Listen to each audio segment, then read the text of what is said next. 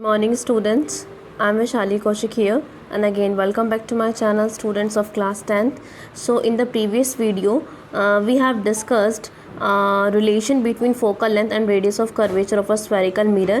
यह एक्चुअली हमारा last topic था. This one was the last topic of our previous lecture.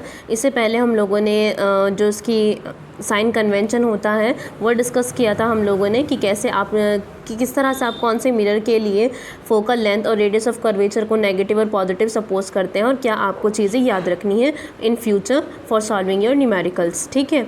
सो देखिए कल वाली इसके लिए मैं यहीं पर एक पॉइंट आपको बताना चाहती हूँ. कल आप लोगों के साथ ही डिस्कस नहीं हो पाया कि इसमें जो पॉइंट आ रहा है एक आपके सामने है ये दिस वन रेडियस ऑफ. आप मेरे ख्याल से वैसे तो मतलब था ही, कॉमन सेंस वाली बात थी, आप ही को पता होगा कि यहाँ पर क्या आएगा रेडियस ऑफ कर्वेचर. ये चीज़ रह गई थी CURVATURE. आप इसे कंप्लीट करके लिख लेंगे. ये कर्वेचर की स्पेलिंग आप देख लीजिएगा यहाँ से. तो यहाँ पर एक तो ये चीज़ थी जो छुट्टी हुई थी, where F is the focal length and R is the radius of curvature. So R is equals to 2F. I hope now it is clear. Okay. So come to the next topic. इसके बाद हमने आपको कोई questions दिए थे करने के लिए 2, है ना. अब आपने किए हैं नहीं किए हैं वो तो आपकी कमेंट सेक्शन देखने के बाद ही पता चलेगा. आप लोग कमेंट करेंगे तो पता चल जाएगा आप लोगों ने किया है या नहीं. Now this is your additional information for you. So additional information में आपके सामने क्या चीज़ है कि radius of curvature of a plane mirror. जो रेडियस ऑफ कर्वेचर होती है किसकी, प्लेन मिरर की. देखिए रेडियस ऑफ कर्वेचर हमने अभी तक बात की है स्फेरिकल मिरर्स के लिए. तो जब आप बात करेंगे प्लेन मिरर के लिए तब आपको क्या ध्यान रखना है. देखिए ये चीज़ होती है, ये आपके स्फेरिकल मिरर्स हो गए. अब स्फेरिकल मिरर ना हो करके अगर बिल्कुल प्लेन मिरर हो, जैसे कि आपके पास घर में होगा ही प्लेन मिरर, तो प्लेन मिरर से क्या होता है उसकी जो रेडियस ऑफ कर्वेचर आप लेते हैं दैट मीन्स R, वो क्या होती है, इन्फिनिटी होती है. तो जब R इन्फिनिटी होगी तो फोकल लेंथ क्या हो जाएगी, वो भी इनफाइनाइट होगा. ठीक है. तो फोकल लेंथ और radius of curvature plane mirror के लिए क्या रखते हैं हम लोग, इनफाइनाइट. ठीक है. इसका जो रीज़न है वो भी हम लोग डिस्कस करेंगे आगे. अभी लेकिन आप एडिशनल इन्फॉर्मेशन के तौर पे आप इसी चीज़ को ध्यान रखें कि अगर आपके सामने कोई प्लेन मिरर बाय चांस आ जाए, जबकि आएगा नहीं क्योंकि हम लोग कॉनकेव और कॉन्वेक्स की ही बात करेंगे, तो वहाँ पर R की वैल्यू, ये आपकी क्लास 12th में क्वेश्चन आएगा इस पर बेस्ड अगर आता है, क्योंकि 12th में भी है आपकी ऑप्टिक्स. दैट मीन्स लाइट आगे जा कर के ऑप्टिक्स, आगे जा कर के इसका जो नाम है वो चेंज हो जाता है क्योंकि लाइट तो एक चैप्टर है, हम बात कर रहे हैं ऑप्टिक्स की, मतलब पूरी ब्रांच की. ठीक है. तो यहाँ पर प्लेन मिरर के लिए रेडियस ऑफ कर्वेचर क्या लेंगे आप, इनफाइनाइट, और फोकल लेंथ भी आप क्या लेंगे, इनफाइनाइट. ठीक है. आगे चलते हैं. नाउ देखिए अब आप एक्चुअली इमेज फॉर्मेशन कैसे देखते हैं, स्फेरिकल मिरर से इमेज फॉर्मेशन कैसे होती है, क्या रूल्स होते हैं उसके स्फेरिकल मिरर के थ्रू इमेज बनाने के लिए. आपके पास मेन 3 रूल होते हैं हमारे पास 4, बट हम ज़्यादा जो जनरली यूज़ करेंगे आगे फॉर्मेशन में वो 3 ही रूल स्टडी करेंगे. देखिए बच्चे इसमें कंफ्यूज रहते हैं. मैं आज पहले आपको बता रही हूँ कि रूल्स क्या है इमेज फॉर्मेशन के. इमेज फॉर्मेशन नहीं बताई जा रही है, इमेज फॉर्मेशन के लिए क्या रूल्स याद रखने हैं वो है ये चीज़. ठीक है. तो स्टार्ट करते हैं. फर्स्ट रूल देखिए आपके सामने है.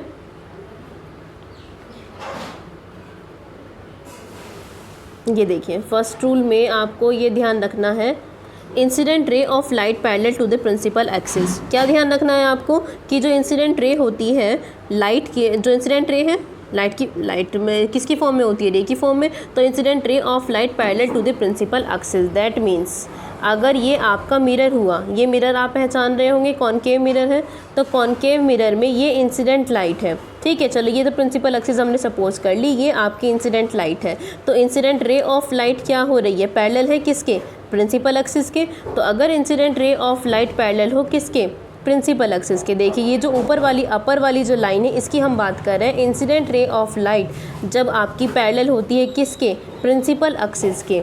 ये आपकी प्रिंसिपल एक्सिस है, ये आपकी इंसिडेंट रे ऑफ लाइट है. तो जब आपकी incident ray of light parallel होती है प्रिंसिपल एक्सिस के, तो वो उस मिरर के फोकस से होकर जाती है रिफ्लेक्शन के बाद. ये है इसका मेन पॉइंट. ठीक है. दोबारा सुन लीजिए, दोबारा बता देते हैं कि व्हेन क्या कंडीशन है, when incident ray of light parallel to the principal axis.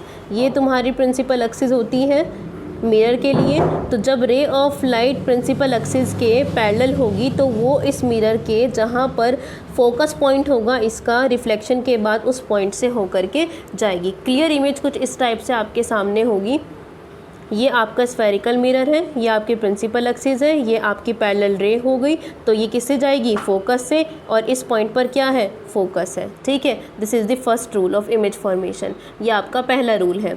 ठीक है, any incident ray of light travelling parallel to the principal axis passes or appear to pass, ये जो एपियर टू पास लिखा हुआ है ये दूसरे मिरर की बात करता है। मैंने आपके सामने एग्जांपल लिया कॉनकेव मिरर का, अगर कॉन्वेक्स मिरर की बात करेंगे तो एपियर टू पास कहा जाता है। तो दोनों मिरर को कंबाइन करके बात की गई है, रूल्स दोनों के लिए सेम होते हैं, कोई डिफरेंट नहीं है। अगर रे पैरेलल है तो वो रिफ्लेक्शन के बाद प्रिंसिपल फोकस से ही होके जाएगी।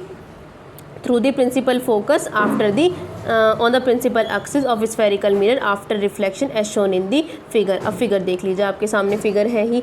ठीक है, फिगर देखिए, ये रही फिगर। तो इसमें हमने क्या बताया है, ये इंसिडेंट रे है, रिफ्लेक्शन के बाद देखिए ये कहाँ से होके जा रही है, इसके फोकस पॉइंट से, जो इसका प्रिंसिपल फोकस है। ठीक है, तो ये रूल है कि अगर कोई भी रे पैरेलल है प्रिंसिपल एक्सिस के तो रिफ्लेक्शन के बाद उसको फोकस से होके जाना है।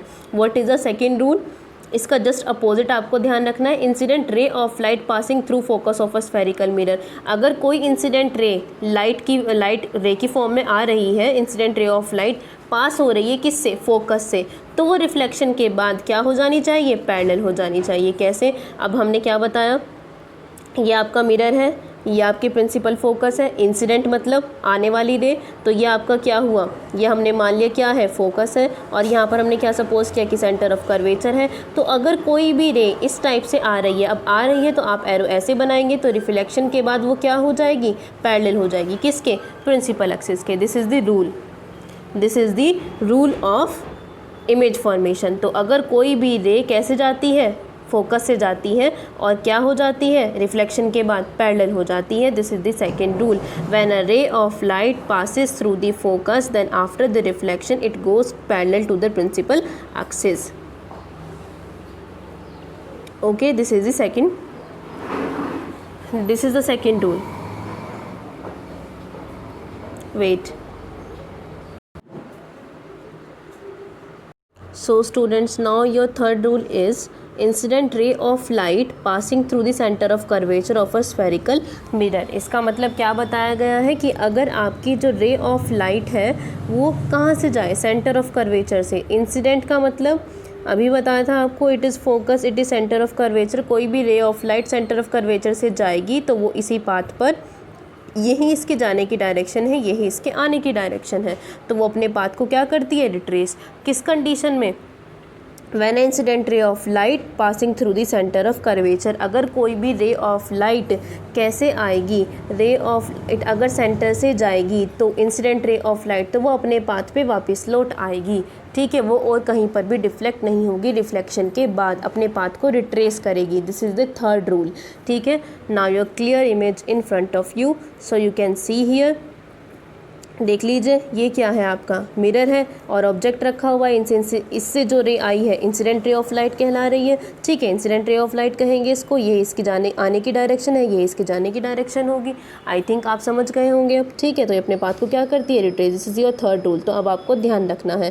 Now what is your fourth rule, what is your fourth rule. Fourth rule is, देखिए अगर ये जो है ना, ये डिपेंड करेगा आपका लॉ ऑफ रिफ्लेक्शन पे, जो कि मैंने आपको बहुत पहले बताया था कि लॉ ऑफ रिफ्लेक्शन में क्या होता है। अगर कोई भी स्फेरिकल मिरर है तो आप जिस पॉइंट पर इंसिडेंट रे स्ट्राइक करेगी जाकर, उस पॉइंट पर आप क्या ड्रॉ कर दें, नॉर्मल। तो इन दोनों के बीच में क्या बनेगा, एंगल आई। तो जितना एंगल ये बना रहा है रिफ्लेक्शन के बाद, रे उतना ही एंगल बनाते हुए वापस लौट जाती है। यही कौन सा रूल है आपका, फोर्थ रूल, की incident ray of light travelling obliquely. इस कंडीशन को क्या कहते हैं, obliquely, travelling obliquely to the principal axis, मतलब प्रिंसिपल एक्सिस की कैसे ऑब्लिकली ट्रैवलिंग करना इंसिडेंट रे ऑफ लाइट का, इस टाइप से। तो वो लॉ ऑफ रिफ्लेक्शन के इस रूल को फॉलो करेगा, जिसमें बताया गया था कि एंगल आई किसके इक्वल माना जाता है, एंगल आर के। तो इंसिडेंट रे ऑफ लाइट ने जितना भी एंगल बनाया होगा उतना ही angle reflected ray of light बनाते हुए वापस लौट जाएगी। This is your fourth rule. ठीक है, तो अब आप इन रूल्स को याद रखेंगे आगे के लिए इमेज फॉर्मेशन के लिए।